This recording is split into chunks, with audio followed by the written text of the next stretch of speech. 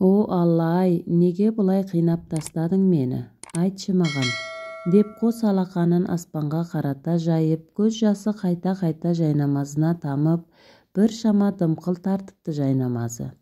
Ішіндегі әттең деген арман араласқан өкініш мұның жанын тырналаған үстіне тырналай берді. Асылдың осылай жылап, тағдырына налып, дәл сондай шүкірін айтып жүргеніне міне 7 жылдан асыпты. Өзі жасы кештетіп тұрмысқа шыққан, оқуын оқыды, жұмысын жасады, тиісінше әке-шешесіне қолғабыс етті. Бауырларына қарасты, өзінен кейінгі үйілмелі-сүйілмелі бауырларын аяқтандырды. Олардың қалың малын, жасауын жасайтынның жасауына қарасып, қара байыр күн кешіп отырған әке-шешесінің біраз жыртығын жамаған еді бұл қыз. Өзін ұмытып, осылар өссін, осылар жесін, кисін, осылар көрсін деп келеді. Солай жүргенде асыл да бір күні тұрмыс құрар шаққа да қадам басқан болатынды. Жолының ауыр болғаны ма, сол шақтарда әкесі мәңгілікке аттанып кете барды. Қара қайғыға жамылған кезде тұрмысқа шығуды ойлауға мұршасы да болмады. Бала кезден тұңғышымын деп, бар жауапкершілікті өзіне алған асыл, әкесінің жылы өткен соң қолын сұрап қайта келген күйеу жігітінің ұсынысын кері қайтарған болатын. Жүрегі мен жақсы көріп тұрса да, махаббаттың отына күйсе де ұсынысына жоқ деп жауап берді. Мен тұрмысқа шықсам, өзге үйдің күйін күйттеп кетемін ғой. Анашым мен бауырларыма кім қарасады? Бұлардың күйі не болады? Аяққа тұрып кетейік. Тұрмысқа шығу қашпас деп бел байламға келген. Азаматы болса жылға жоқ үйленбей, мұны торуылдап күтіп жүрді. Бір ауылда бір көшенің бойында тұрады. Екеуінің сезім оты сол бала кезден тұтанған. Бала махаббаттары үлкен махаббатқа ұласып, сезімдері де күшейген. Тағдырдың тәлкегінен болар, қос ғашықтың жолы екіге бөлінді. Ләйлі мен Мәжнүн еңлік пен көбектің кебін кигенді. Азамат үйіңе қарасамыз, алыс емес қой келіп тұрасың күнде деп тығырықтан шығудың сан жолын ұсынса да көнбеді асыл. Бәрібір ене деген бір түсінсе, бір түсінбейді. Тұрмыс құрған соң біреудің қолына жәутеңдеп қаласың. Ал маған әзір ондай қажет емес деген оймен бәрінен бас кешкен. Азамат жылға жоқ мұны күтті, райынан қайтар деп. Соңында төсек тартып жатқан шеше уақыты жақындағанын сезді ме, үйлен деп қыстап, немере сүйіп искеп кеткісі келетінін айтып, арманда кетпейін деп, үйлен деп қолқа салған. Әпкелерінің тауып берген қызына үйленген. Көшеде кетіп бара жатып, кейде сырттарынан көре қалса, қу жүрек көпке дейін сыздап, есін шығарған еді ғой. Жақсы көре тұрып бас тарту қандай қиын. Бұл қасіретті сүйгенімен қосыла алмағандар жақсы түсінеді. Азаматтың бақытты болғанын іштей тілеп қалады. Осындай қиындық көріп өскен қыз жазмыштың жазуымен күндер өте бауыр еті баласының азабын тартамын деп ойлады ма екен? Хош, сонымен не керек? Азамат жайлы ойлауға шамасы да келмей қалды асылдың. Жалғыз анасының денсаулығы жақсы емес болатын. Әкесі бар кезде де анасы ауыр жұмыстар жасамайтын еді ғой. Оған себеп белі қатты ауыратын. Бір жағына қарай ауып, шойырылып қалушы еді. Сосын емес пе асылдың бар жауапкершілікті өзіне алып жүргені. Қыздың анасына жанашыр келетіні рас қой. Нұржамал да ойсыз келіншек емес. Әттең, қолым қысқа деп өкінішпен өткен түндері болмаса, ол да қарап отырмайтын. Тігінге епті келіншек. Жолдасы бар да жасаймын десе де, оған жолдасы көнбейтін. Саған не жетпейді? Одан да балаларыңа қара деуші еді. Шынымен де солай еді-ау. Марқұм Бекжан еңбекқор жан болатын. Жұмыс дегеннен қашпайтын еді. Шаршап тұрса да еңбектенетін жан болған. Отбасын ештеңеден тарықтырмады. Аяқ асты аттанып кеткен соң ғой отбасының қиналыңқырап қалғаны. Асыл әкесі қайтқан шақта оқуын тәмамдап, жұмысқа орналасуға әрекет жасап жүрген. Қалада жұмыс жасаймын деген оның қалауы болмай қалды. Әкесі кеткен соң анасы мен бауырларының жанында болғаным жақсы деп ауылға келген. Шыны керек, ауылда жұмысқа орналасу қиынның қиыны. Балалар дәрігерінің оқуын оқыған еді. Ауылдық аудандық ауруханаларға барып, табан тоздырып жүргеніне 2 айдан астам уақыт өтті. Алланың қарасқаны ма, өз ауылында тұратын балалар дәрігері аяқ астынан көшетін болыпты басқа жерге. Табан тоздырып барып жүргені бас дәрігердің есінде. Ешқандай парасыз-ақ Асылды жұмысқа алды. Әйтпегенде белгілі ғой, жұмысқа басын тығу үшін әжептәуір қалта қомпитып тұру керек. Біздің елімізде білімге қарамай осы параға арқа сүйеп алатындар жетерлік жұмысқа.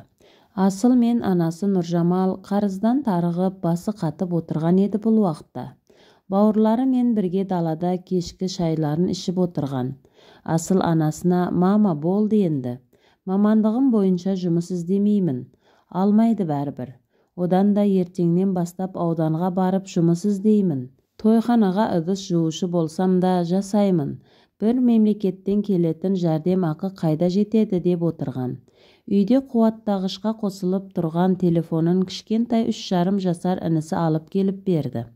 Жанында 7-шіге өткен өзінен кейінгі сіңлісі бар. Дамылсыз қоңыраулатқан бейтаныс номерге жауап берген Асыл сөйлесіп біткен соң бар даусымен шыңғырып жіберді. Қуанышында шек жоқ. Жұмысқа алатынын тіпті бірден қойғанын айтып, анасынан сүйінші сұрай қуана айтып отыр. Жалғыз Асыл емес, бауырларына дейін мәз тосыннан келген тосын сыйға. Асыл ертесіне ақ ерте тұрып, жұмысына дайындалып, керемет көңіл күймен ауылдық ауруханаға барды. Жұмысқа бірден кірісетін болған екен. Арада уақыт өте берді. 2 ай көлемінде уақыт өтіпті. Бұл шақта Асылды ауылдың адамдары мойындай бастады. Бас дәрігердің өзі басын игенді. Білімді маман қол астына келгеніне қуанышты еді бас дәрігер. Асылдың мұрын сіңгірер уақыты жоқ.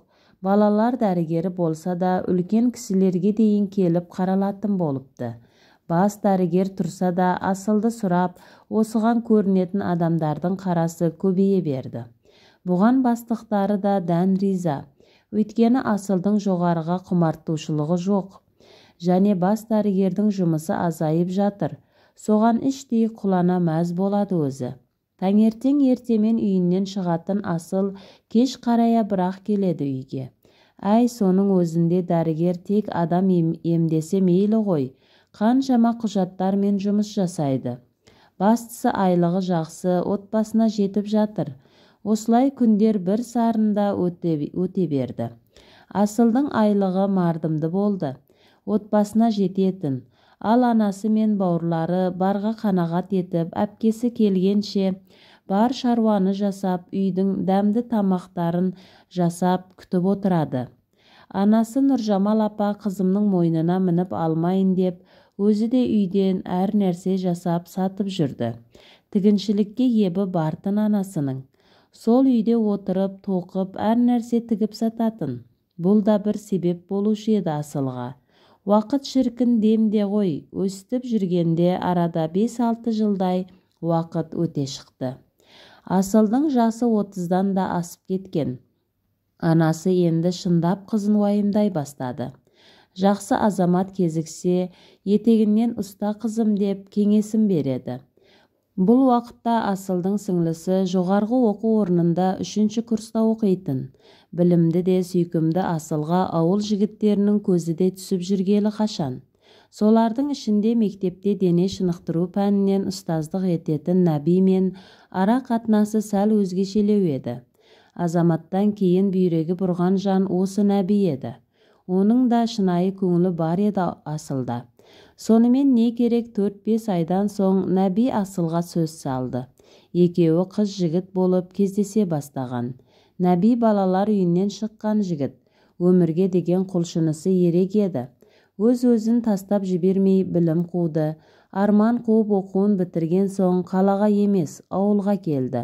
Ауыл адамдары ұнайтын, алдауды білмейтін аңғал жандар, қонақжай, бауырмал ауыл халқына қызығатын. Дипломмен ауылға жобасымен Асылдың ауылынан баспана алды басына. Мектептеріне жұмысқа тұрды. Енді ниеті сол, жақсы қызға үйленіп, үйлі болып, үбірлі-шүбірлі болу. Өзі көрмеген ананың аялы алақанын, әкенің мейірімі мен қорғанын көрсету болды. Асылға сөз салған сәттен-ақ өзінің жағдайының барлығынан хабардар еткен. Несін жасырайық, Асылға да осындай күйеу керек еді. Тұрмыс құрса да анасы мен бауырларына қарасып, қолдағы барын беріп қарасатын жан керек еді. Сөз салғанынан соң небәрі 2 ай көлемінде екеуі шаңырақ көтерді. Тіпті той жасамады да, оған құлшынбады. Нәбидің әріптестері ортадан жәрдеміміз деп ауыл адамдарына дастархан жайып, беташар салтын өткізіп берді. Нәбидің жасы 32-де еді. Ауылдың өзімен жасты қатар жігіттері Нәбиді орталарына қосты.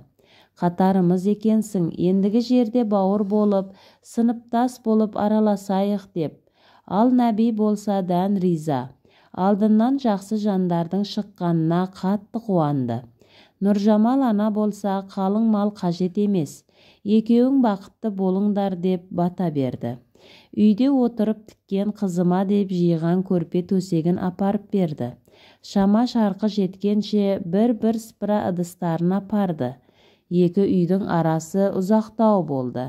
Бірақ бір ауыл еді. Асылдың студент бір сіңлісі, бір інісі және кішкентай мектепте оқитын 2 сіңлісі, бір інісі бар. Барлығы да өз күндерін көріп жүр. Нәби мен Асыл құрдас болатын. Сонымен не керек, өмірлері жақсы өтіп жатты. Кішкентайлар 2 ортада өсіп жүр. Нәби көпшілікті қалайтын. Үйіне келген қайнысы мен балдыздарын жібергісі келмейтінді. 2 үйде бақыттың құшағына бөленіп өсіп жатқан. Тек аяқ асты Нәби мен Асылға келер нәубет бәрін тоздырып жіберетінін ешкім байқамады.